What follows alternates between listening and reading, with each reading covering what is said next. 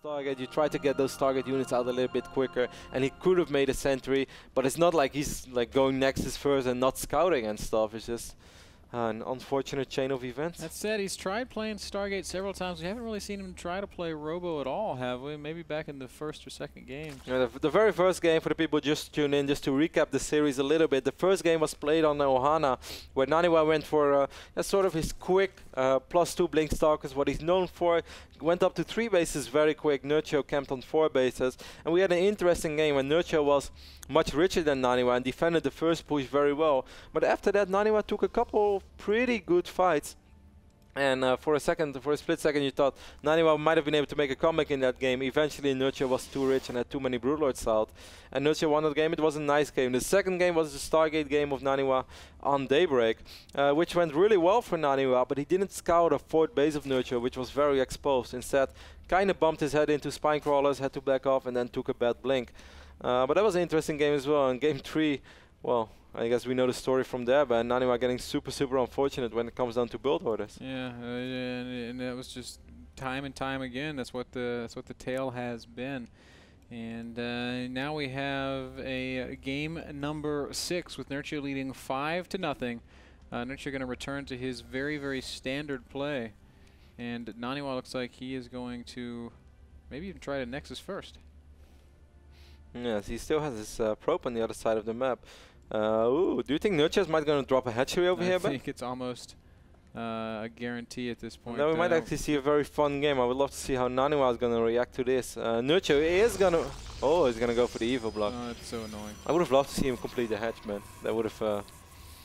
would have made for some craziness. As it is, this Evo chamber is going to force some kind of reaction out of Naniwa. It's going to be to pull a lot of probes, which is a pretty good one. It's still going to finish, man. Is it? Yeah, finish? it's definitely going to finish. Look how quick it gets HP. It's crazy. He's going to have to be very careful not to lose probes to the inevitable broodlings that are going to come off of this. We see him already pulling some workers. Well, he lost a lot of mining time now already. I guess links are going to be on the way. 6 links in production for Nerchio. Naniwa's just going to make his cannon over here. Ben, I think he's going to have to pull probes in once more. Broodlings are probably going to try to focus on the cannon, no? Or they are going to just chase probes. Second drone. Oh, not Nerchio. It's not even funny. It's... Oh, this is painful to watch. 6 links are about to come in, but Naniwa's going to need to get one more gate. Well, the cannon will finish, I guess, but at least 1 or 2 links are going to make their way into the main base. Wow. The cannon missed his shot because it went... Did you see that shot? Yeah. What happened? Got up to the high ground, juked. Juke. And you know, 3 Zerglings is enough to be annoying, but not enough to really deal catastrophic amounts of damage. The problem is how far behind Naniwa finds himself here.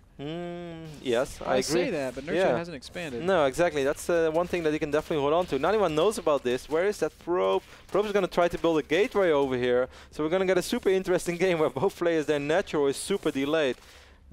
Is he going to drop the gate? Yes, he is. And, well, he already has a pylon over here as well. So this is going to be quite annoying for Nerchio to expand. Meanwhile, 3 links still running around in Naniwa's main base. Finally, the second Evo chamber has gone down, and Naniwa is going to be the first one to start an expansion as he blocks Nerchio's second attempt at taking his hatchery as well. So Nerchio really being thwarted here in his efforts to secure an expansion. Naniwa ended up losing 1 probe, almost loses the second one, but nice micro there by the Swedish Protoss. Right now, Ben, we have the state of the game is 23 probes against 22 drones. Yeah, all things considered, this is not bad at all for Naniwa. He actually comes out of that quite okay. Nerchio tried a little bit of cuteness there with the Evo chambers. Naniwa's going to try to build another gate, maybe. But with 4 links over here. I think at this point that would be a little bit too wasteful. It's never too much, man. Naniwa tried to hide that probe, but Nerchio was aware of that. Immediately clicks his links. 1 extractor is going down already, but this is just a single extractor, so I don't think that really means a whole lot necessarily. Of course, 2 hatcheries going up in the same time. Naniwa's Nexus, as you mentioned, man, is going to finish a little bit before the hatcheries of Nerchio. But at the end of the day, Nerchio's still going to go on 3 base. So I guess we're going to have a normal state of the game, but just with a 3-minute delay. Normal-ish, kind of like setback. Like wow. This is what happens when you play on fast instead of faster. As these guys are finally reaching that normal stable place that we're so familiar with the Forge expanding player against the 3-base Zerg player. Now the timings are so off already for everything. So everything is going to be little bit quite weird. odd. Little bit weird as a couple of drones are transferred down to Nerchio's natural. You can really see that the previous game definitely have an impact on Naniwa. As Naniwa right now wipes in his second cannon, afraid of what's coming. That's also the power of a player like Nerchio, Ben. He is such a strong macro player, but you also know that he's capable of roach-sling all lanes, of baning bust, and even of early pulls every now and then. And today is just one of the days where somehow everything works. I think it's going to be maybe the roach variation this time, Kevin, as we see another big swell of units. Extra gases going down for Nerchio. It might be banelings once more, man. It's another possibility. Oh, actually, it's going to go layer. That's weird. What are you thinking there, Nerchio? He's really slowing down his economy a lot by making all these units. Maybe he saw something that made him feel like Naniwa wanted to get aggressive. He saw Naniwa working on these rocks a little bit, no? Oh, that was weird. My V button got stuck. I was like, what did I do? I broke the observer client, but my heart skipped a beat over there. And they're just going to work on these rocks, going to make it easier in case he has to defend later on. No big, it's a pretty quick lay attack, man. Taking a look at the natural, however, no additional extractors went down. So I have no idea where Nerchio wants to take this. I don't think it's going to be Muda play, because he would have taken more gases if that was the case. I have no idea. I don't have a real good guess for you either. There's no additional tech, no Evo chambers, no Roach Warren, no nothing. I suppose it's possible he could just drop a Spire and then take extra gases, but okay, there's the infestation pit going down. Of course, that's basically the only other option you have on your layer tech. What is he going to do with this? I guess Infesterling? Seems to be the case, man, as he already has quite a few links on the map and right now drops double evolution chamber, so interesting. I know he's going to take additional extractors now as well to make sure he has enough gas to produce all those infestors. I think this is quite okay for Naniwa so far, Ben, and this is also going to be the robo play that you ask for. You ask and you shall receive. I'm happy to see it. I think the Stargate stuff really hasn't worked out, and this is just, I mean, robo is a very stable style. You know, like, it hasn't worked out, but it's also, it's been unfortunate as well. Game 2 could have been a completely different game if it wasn't for one blink or perhaps scouting a little bit. And baning boss was just unfortunate. And that game on Metropolis, if Nerchio wouldn't have those two spore crawlers, Ben, I really would love to see how that battle turned out. Because right now it was so close, and it really came down to the last Stalkers just barely not being able to deal with those Mutalisks and stuff. If those Mutas have to shoot down 4 Void Rays, that is so much potential DPS that not went to the gateway units. I really think those Spore Crawlers changed everything in that fight. But yes, you're right, it's good to switch it up, so I'm happy to see Robo as well. And I'm very happy to see a very quick Robotics Bay, which is super crucial against the Infestors. So as long as Nerchio doesn't bust like before the Colossus are out, but that shouldn't be the case, as Naniwa has plenty of cannons over here as well. Yeah, I don't think there's really anything Nerchio can do to pressure Naniwa right now. I really like Naniwa's position, actually. It's an ideal spot. Nerchio, perhaps realizing it's just going to start taking bases, takes a 4th, takes a 5th, throws down his Spire. That means we're probably going to see the Hive start up soon. There it goes. I really love this position of Naniwa. I think this is finally looking quite good for him. Finally, he decided not to make or finally he did not get the short straw when it comes down to build orders and whatnot. Facing Infestors, of course, like, he didn't win the game, or he doesn't really have an advantage by any means, but at least he has something he can work with. Yeah, I think this is definitely a much more comfortable spot for Naniwa than he's had in a couple of games, like really since games 1 and 2. Where we got to see both these players really trade punches. Ever since then, it's just been Nerchio doing various weird things and Naniwa sort of falling down to it. But now here we are, getting up to Hive. It's about the two-thirds of the way through its build time. Nerchio's got a pretty, decent base here. Zerglings, Infestors, upgrades are starting to come along. But Nani is doing so well here, adding gateways, getting more of those Colossi out. I think Naniwa is going to go as soon as he has, well, 2.5, 3 Colossus, I guess. +2 is going to be ready by then. Link should be ready. And I still think he should be able to hit the timing before the real Broodlords are out. Greatest Spire is going to morph immediately for Naniwa. But Yeah, the spine crawlers are going down, but I still feel with 3-4 Colossus plus 2 Blink Stalkers, and there's not going to be any Broodlords. I think Naniwa might be able to hit the timing. Nerchio's made so many drones. He's got 99 drones out on the map right now. That's so Naniwa, Nerchio has. It's kind of overdoing it. I mean, obviously he wants to translate a lot of that into spine crawlers. Nerchio has 99 drones, man, but you ain't one of them. Would you love to be a drone for Nerchio? I mean, Nerchio drones I think are pretty safe in the grand scheme of things. Yeah. Until War Prisms show up, man. I'll say this: you could be the one Ultra and you're guaranteed to be in the fight, or you could be one of the 99 drones, or you have a pretty good chance of being at a safe expansion somewhere. But you could be the scouting drone. You could be the scouting drone. That's like that's like the Hunger Games luck right there, man. No, well, this is quite the Itosis pylon over here as well. As one pylon is scanning, powering 6 gates. Now he's moving forward, of course, slow and steady, as he doesn't want to get surrounded once more. But he's going to be quite fine until he runs into these spine crawls. How many infestors do we have? We have 7 infestors, 12 corruptors, man. Naniwa is going to need at least 1 more Colossus. I thought he had coming. Ooh, War Prism perhaps over here as well. Some high ground War Pins. I like that, but Fungos could be very good, man. All the Zealots were so clumped up for a second. Corruptor's going to make very short work of this Prism. It is not going to be... Yes, it is going to get out of there. It just barely gets out of there. It's a pretty big Zealot warping right there for Naniwa. At least Naniwa knows exactly what he's dealing with. Oh, actually, Nerchio might lose his queen. No, he won't. Colossi starting to make their way forward to begin shelling these spine crawlers. Nerchio wants to come out and pick a fight. Drops a pretty good fungal on top of some stalkers.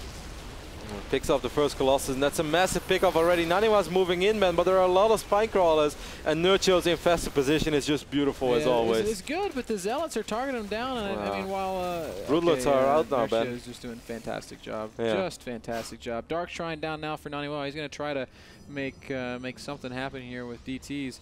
Could work, because Nerchio is very spread out and doesn't have any detection in his outlying expansions. There's OC over here. This one is very exposed, so yes, DTs could definitely deal a lot of damage there.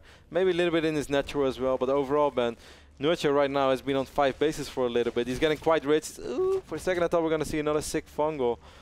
Charge is being researched as well. We have 110 Zerglings on the map, and there's only 1 Colossus remaining, Ben. That's bad news bears for the Protoss player, Kevin. Nerchio just has just another level of ZVP, Kevin. He really is one of the best Zerg versus Protoss players on the planet. Here comes Naniwa. His whole army is here. He has successfully picked off Nerchio's 5th base. Yeah, not just that. Nerchio finally miscontrolling a few infestors as well. It's nice to see that he's human too and that he makes those kind of mistakes, as he lost 3-4 infestors in the progress dealing with this War Prism harass. As the Colossus got a couple of free shots off.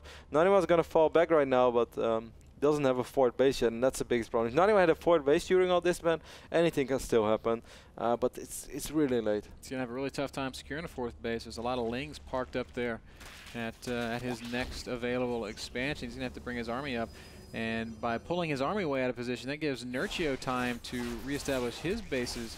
As we see some DT harass coming down here into the natural. Where's the detection? Oh, it's going to come from the infestors. Oh, Transfusion's going down. Makes another fungal. Hatchery does fall. Well done, Naniwa. Makes another pickoff.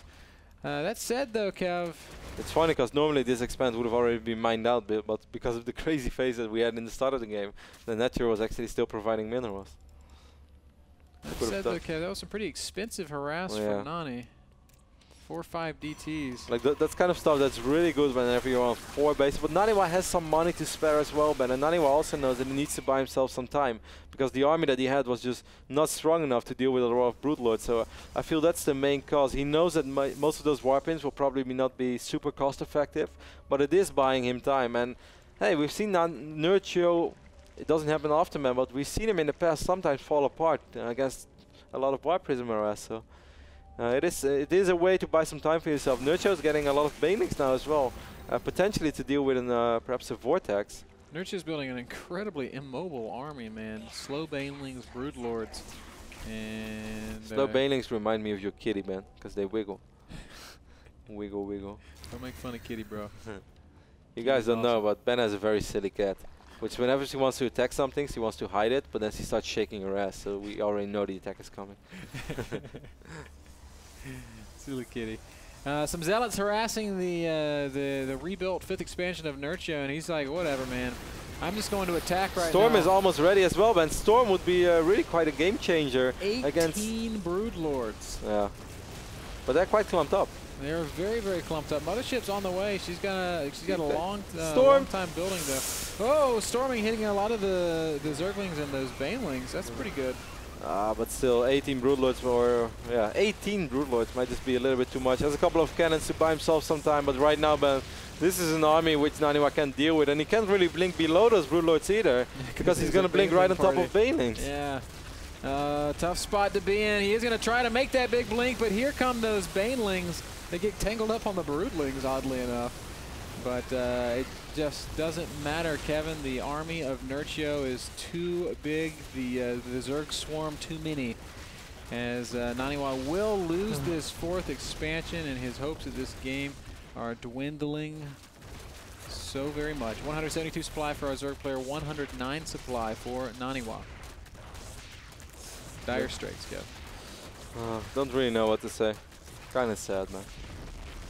Mothership did pop out. If there is a single way back into the game for Naniwa, it would be a big vortex.